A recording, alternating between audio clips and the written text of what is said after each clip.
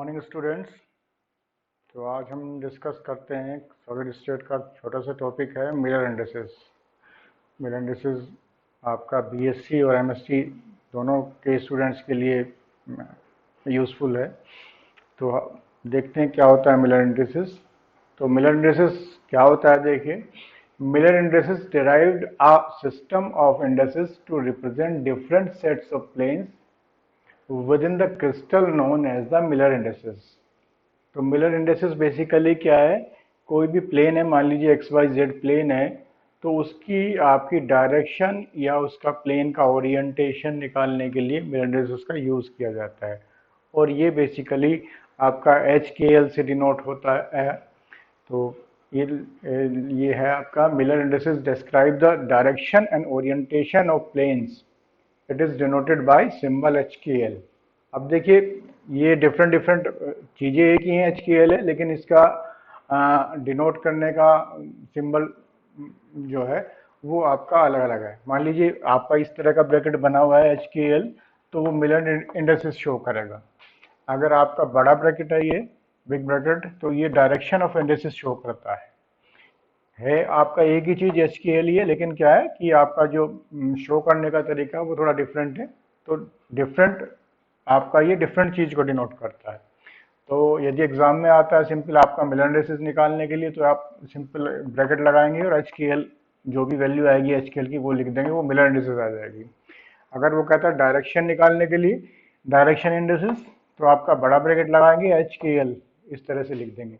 Family of planes, यदि family of planes कहता है तो ये आपका middle bracket H K L, तो ये रिप्रेजेंट करेगा फैमिली ऑफ प्लेन्स को। ठीक है। अब अगर इस तरह से आप करते हैं इसको, तो फैमिली ऑफ डायरेक्शंस, तो देखिए चीजें एक ही है आपकी, एच के एल हर उसमें फाइंड हो रहा है, लेकिन वो डिनोट अलग अलग चीज को रिप्रेजेंट कर रहा है। जैसे H K L Miller indices, H K L direction of indices, H K L with bracket medium bracket family of indices. और अगर इस तरह का आपका ये होता है तो वो आपका फैमिली ऑफ इंडिसेस।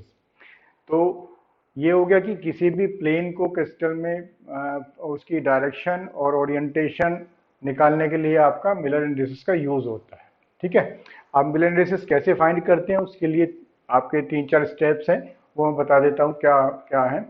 मान लीजिए जैसे आपका ये आपका एक्स वाई जेड एक प्लेन है, तो उसमें ये ओरिजिन कंसीडर करते हैं।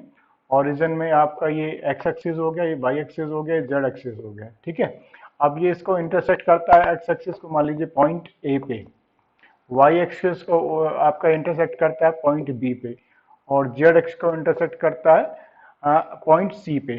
तो एक ही प्लेन बन गया ए बी सी, जिसका मान लीजिए अगर ये देखें ये कितना इंटरसेक्ट है, मान लीजिए x is equal to 4a और वाई इज इक्वल टू कितना है 3b और z इज इक्वल टू कितना है 4c। तो ये एक प्लेन है, इसकी हम मिलर इंडिसेस फाइंड करेंगे। तो सबसे पहले क्या है, to obtain the Miller indices plane, to obtain the Miller indices of a crystal plane we shall proceed it as follows. First क्या है, let o as the origin and get the vectors in direction x y z with respect to origin o। तो ये वही जो मैंने बताया, सबसे पहले क्या करेंगे, और इसका ओरिजिन मान लिया किसी भी एक्स वाई जेड उस एक्सिस में, ओरिजिन मान लिया, इसका इंटरसेक्ट आपका एक्स एक्सिस में ए पे हुआ, वाई इसका बी पे हुआ, और जेड के डायरेक्शन में सी पे हुआ।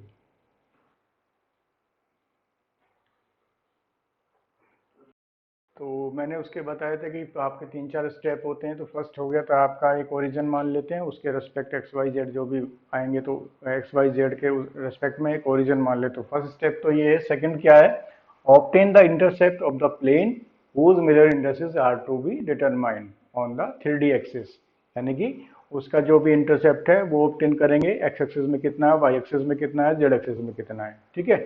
थर्ड क्या है, furthermore we have to express the intercept in terms of the permittive vectors। मान लीजिए जैसे इसमें मान रखा हमने, ये ओरिजिन है ओ, एक्स उस पे आपका n1a हो गया, वाई एक्सिस पे आपका n2b हो गया, और इस पे आपका n3c हो गया। लेकिन हमने कंसीडर कर रखा है x is equal to 4a और y is equal to 3b और z is equal to 3c। तो ये इंटरसेक्ट हो गए जैसे ये जनरल हो गया N1A N2B, ये दिस इज जनरल, और यहाँ पे जो मान रखा x is equal to 4a, intersect किया x एक्सिस को, तो ये जो लेंथ है आपकी ये हो गई 4a, ठीक है, where a is a translation vector and ये 4 is that is a integer. तो y is equal to 3b, यानी कि ये जो इंटरसेप्ट है y एक्सिस पे 3b, z एक्सिस पे जो आपका इंटरसेक्ट है that is equal to 4c, ठीक है। तो ये थर्ड स्टेप हुआ जिसमें हम इंटरसेप्ट फाइंड करेंगे और उसको परमिटिव वेक्टर्स में in terms of the primitive vectors, ठीक है। फोर्थ क्या है, then obtain the n1 n2 and their reciprocals, यानी कि जनरल केस में 1/n2 1/n1 1/n2 ratio 1/n3, यानी कि इनका रेसिप्रोकल फाइंड कर लेंगे। तो इस केस में क्या है 1/4 1/3 और 1/4 इनका रेशियो। अब क्या करेंगे फिफ्थ स्टेप में, convert the reciprocal to the smallest integer HKL। तो इसको रेसिप्रोकल को स्मॉलेस्ट इंटीजर में कन्वर्ट कर लेंगे। वो कैसे होगा कि आप एलसीएम लेके इसको स्मॉलेस्ट इंटीजर में कंसीडर कर लेंगे। मान लीजिए जैसे ये आपका 1/4 1/3 और 1/4 है, इसका एलसीएम लेंगे तो that is equal to the 12। तो 12 से करेंगे तो इज इक्वल टू 3/4 और रेशो 3, तो ये आ गया 3/4 एलसीएम लेके, which is obtain after taking the LCM, ठीक है।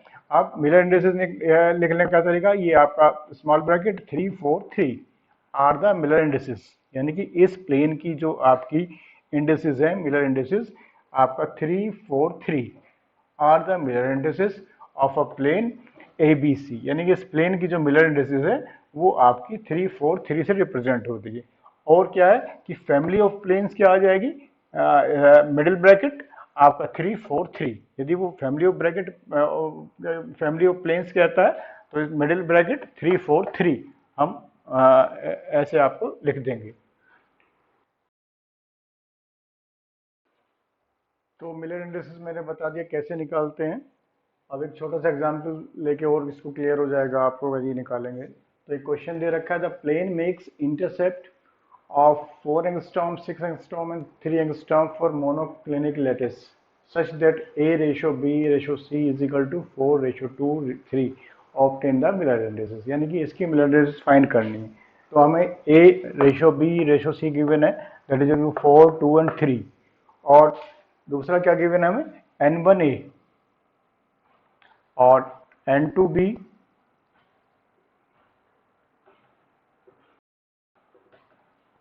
और N3C, ये भी गिवन है हमें। तो यदि हम कहें N1A कितना है हमारा, दे रखा है 4 एंगस्ट्रॉम, N2B कितना है आपका 6 एंगस्ट्रॉम, और N3C आप कितना है आपका 3 एंगस्ट्रॉम। रेशियो में तो एंगस्ट्रॉम यूनिट कैंसिल हो जाएगी। तो N1A is equal to 4, N2B is equal to C, N3C is equal to 3। तो हमें बेसिकली क्या फाइंड करना होता है N1, N1 क्या है जो आपका इंटीजर है इंटरसेप्ट का, तो वो फाइंड करना है। तो N1 कितना आ जाएगा, ये 4/A, कितना गिवन है हमें 4, that is equal to 1। N2 कितना है, N2 हमारा आ जाएगा आपका 6, और B कितना है हमारा 2, दैट इज इक्वल टू 3, ठीक है। सिमिलरली आपका N3 आ जाएगा, N3 क्या है 3 और 3, दैट इज इक्वल टू 1, ठीक है। तो N1 N2 N3 जो हमें फाइंड करना है वो आपके आ गए, N1 N1 N2 N3, ठीक है। अब क्या करना है, इनका रेसिप्रोकल लेना है। तो रेसिप्रोकल कितना हो जाएगा,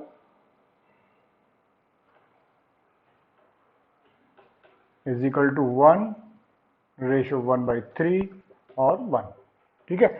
ये इनका रेसिप्रोकल आ गया, ठीक है, रेसिप्रोकल आ गया।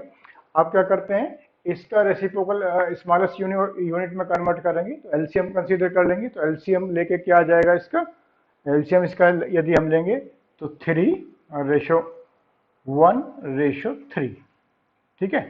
ये आपका अगर इसको हम इस टाइप से ले लें, एलसीएम से स्मॉलेस्ट नंबर आ गए, तो इसको यदि हम ऐसे लिख दें 3 1 3, तो ये आपकी मिलर इंडिसेस आ गई इस प्लेन की, जो प्लेन इंटरसेप्ट हुआ तो उसकी मिलर इंडिसेस आ गई 3, 1, 3। अगर फैमिली ऑफ प्लेन्स लिखना हो तो क्या करेंगे, मिडिल ब्रैकेट 3, 1, 3। तो ये एक सिंपल सा एग्जांपल है जिससे आपका मिलर इंडिस और क्लियर हो गई है। ठीक है, चलिए। तो मैंने बता दिया कि मिलर इंडिस कैसे निकालते हैं, वो निकालना आइडिया होगा आपको। अब कहते हैं जब मिलर इंडिसेस आ जाएगा तो उससे प्लेन कैसे, कौन सा प्लेन हम कैसे ड्रॉ करेंगे, यानी कैसे पता लगेगा उसका ओरिएंटेशन क्या है, उसकी डायरेक्शन क्या है। तो हम प्लेन, जैसे प्लेन ड्रॉ करते हैं, ये आपका सिंपल तीन वो आपके एग्जांपल्स हैं। 1, 1, 0 प्लेन गिवन है, 1, 1, 1 और 1, 0, 0। तो ये कैसे आपके शो होंगे। तो फर्स्ट देखें 1, 1, 0। तो इसमें क्या है, ये आपके इंटरसेप्ट हैं, यही आपके एच के एल, ये एच के एल हो गए। तो एच के एल क्या होता है, एच जो होता है वो एक्स एक्सिस पे इंटरसेक्ट होता है। तो यहाँ पे अगर देखें तो यहाँ पे इसकी वैल्यू अगर देखें तो एक्स एक्सिस पे आपकी 1 है। वाई पे देखें, वाई पे भी इंटरसेप्ट कर रहा है 1 पे। ठीक है, जेड एक्सिस पे कहीं आपका ये इंटरसेप्ट नहीं कर रहा है। तो प्लेन क्या होगा, एक्स और वाई को जो इंटरसेक्ट करे। तो ये वाला प्लेन जो बन रहा है, जो इंटरसेक्ट कर रहा है एक्स और वाई को, वो आपका प्लेन 1, 1, 0 हो गया। ठीक है, तो ये आपका मिलर इंडिसेस द्वारा आपका प्लेन ड्रॉ हो गया। ठीक है, फर्स्ट। सेकंड क्या है, हमें निकालना है 1, 1, 1। तो 1, 1 क्या है कि आपकी x की वैल्यू, इंटरसेप्ट की वैल्यू 1 है, y की इंटरसेप्ट की वैल्यू 1 है, z की इंटरसेप्ट की वैल्यू 1 है। तो इनके इंटरसेप्ट से एक प्लेन बना ये वाला, जो x एक्सिस को भी 1 पे काट रहा है, y को भी 1 पे आपका इंटरसेक्ट कर रहा है। तो एक प्लेन बना आपका 1, 1, 1। तो ये जो आपका प्लेन बना 1, 1, 1, वो ये लाइन से शो कर रहा है जो आपका इंटरसेक्ट है। तो ये आपका प्लेन 1, 1 हुआ। ठीक है, थर्ड वाला क्या है आपका 1, 0, 0। अब देखिए इसमें देखें हम तो 1, 0, 0 यानी कि जो आपका x का इंटरसेक्ट है उसकी वैल्यू 1 है और ये बाकी और 0, 0 है। तो इसमें देखें तो x क्या है, ये वाली वैल्यू। ठीक है, ये z और ये y। ठीक है, तो यहाँ पे क्या हुआ, हमें क्या निकालना, 1, 0, 0। तो ये 1 यहाँ अगर इस प्लेन को देखें हम तो ये प्लेन 1, 1, 0 कहलाएगा। अगर किसी की मिलर इंडिसेस की वैल्यू 0 है, इसका मतलब उसका इंटरसेप्ट कितना हो जाएगा, 1/0, 0/1 या 1/0, दैट इज इनफाइनाइट। ठीक है ना, किसी भी उसका 0 है तो उसका रेसिप्रोकल कितना होगा, 1/इनफाइनाइट, यानी कि वो उसको इनफाइनाइटली कहीं उसको इंटरसेप्ट नहीं करेगा। तो जैसे इसमें देखें आप, दो 0 हैं, यानी कि आपका y भी आपका इंटरसेप्ट नहीं करेगा कहीं भी और z पे भी आपका इंटरसेप्ट नहीं होगा ये प्लेन। तो सिंपल एक प्लेन आएगा जिस जो आपका 1, 0, 0। ठीक है, सिमिलरली इसी तरीके से हम ये भी लिख सकते हैं 0, 1, 0। इसमें क्या है, जो y एक्सिस वाला प्लेन है, y एक्सिस वाला प्लेन कौन सा हो जाएगा, ये वाला।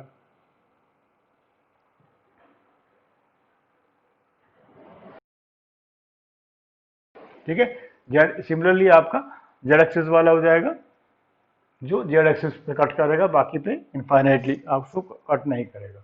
तो इस तरीके से मिलर इंडिसेस से आप प्लेन का ओरिएंटेशन या किस तरह का प्लेन है, कौन सा प्लेन होगा, वो भी हम डिफाइन कर सकते हैं या डिटरमाइन कर सकते हैं। Thank you.